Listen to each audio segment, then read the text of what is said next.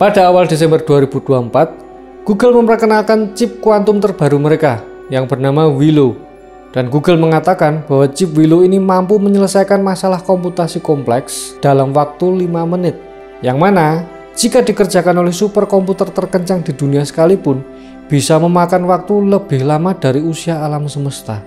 Nah, karena saking kencangnya, maka memunculkan gagasan bahwa ada kemungkinan chip mereka ini bekerja sama dengan komputer kuantum dari parallel universe atau multiverse. Wahai para netizen yang dimuliakan, inilah dia Willow and the Multiverse.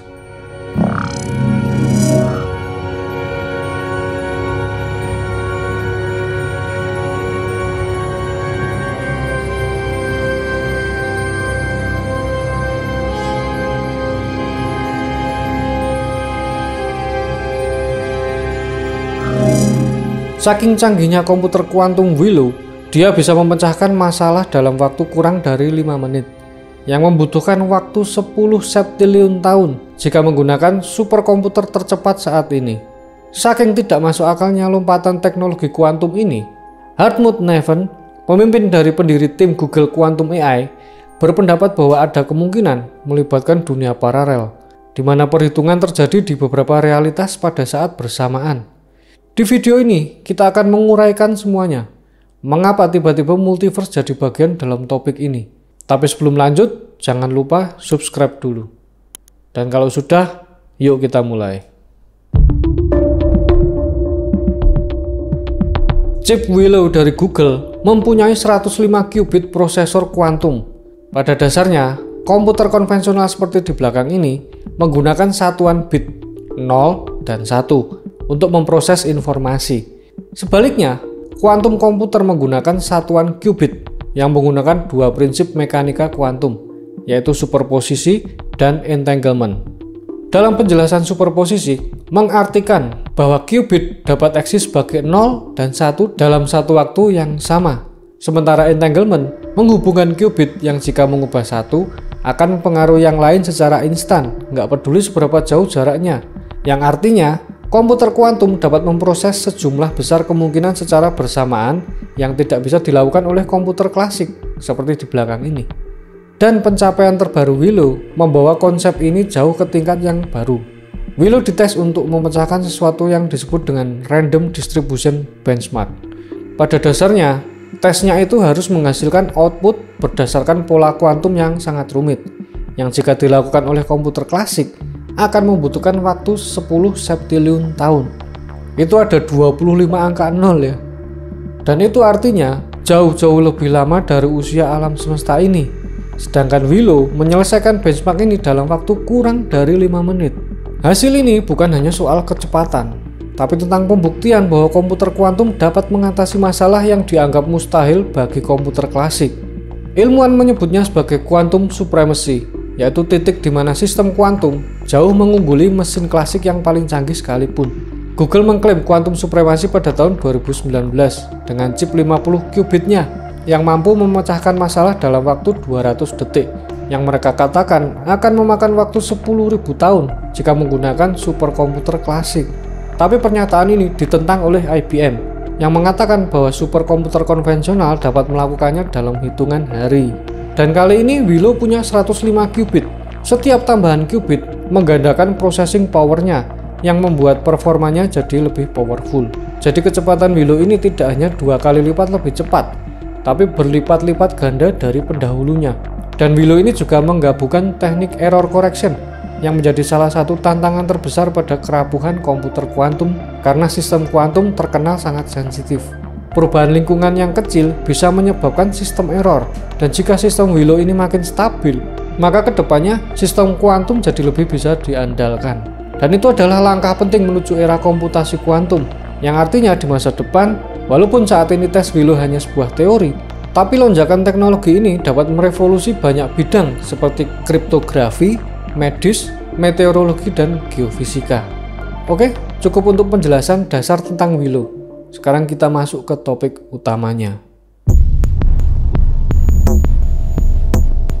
Parallel universe atau dunia paralel atau multiverse adalah suatu teori yang nggak masuk akal. Kita pasti tahu istilah multiverse dari film Avengers kan? Tapi sebenarnya, ide ini muncul dari teori fisika. Penjelasannya gini, mekanika kuantum mengatakan bahwa sebuah partikel dapat berada dalam beberapa keadaan atau kondisi sekaligus, yang tadi kita bahas sebagai superposisi. Tapi ketika kita mengamati dan mengukurnya, partikel yang lain akan hilang dan berubah jadi satu kondisi. Ini berhubungan dengan double slit eksperimen. Saya pernah bahas itu di video yang ini. Tapi David Deutsch, pelopor teori kuantum, mengusulkan sesuatu yang sangat berbeda. Bagaimana jika kemungkinan-kemungkinan lain itu tidak hilang, melainkan tetap ada di alam semesta paralel yang lain? Menurut gagasan Many World Interpretation, setiap hasil dari peristiwa kuantum itu terjadi, tapi dalam semestanya sendiri. Contohnya, di semesta kita munculnya wayang, tapi di semesta yang lain munculnya kebalikannya. Nah, gagasan tersebut diperlebar hingga ke komputer kuantum. Ketika sistem kuantum melakukan perhitungan, ia mengeksplorasi beberapa solusi secara bersamaan. Multiverse hypothesis menunjukkan bahwa ini terjadi di seluruh alam semesta yang berbeda, dengan masing-masing universe menangani bagian dari perhitungan. Dan disinilah peran Willow hadir dengan kemampuannya untuk memecahkan masalah yang sangat rumit dengan begitu cepat, yang membuat beberapa ilmuwan bertanya-tanya, apakah kita benar-benar sedang memanfaatkan dunia paralel? Singkatnya gini, ada banyak versi Willow di dunia paralel yang lain, dan mereka bekerja sama lintas dimensi paralel yang tak terbatas. Nggak masuk akal kan? Bahkan Joe Rogan di podcastnya juga heran, kebingungan, karena saking nggak masuk akalnya.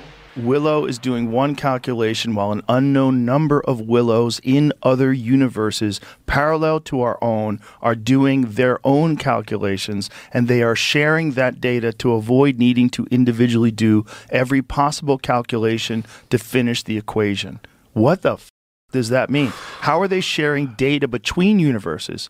I don't know. Ask Nevin.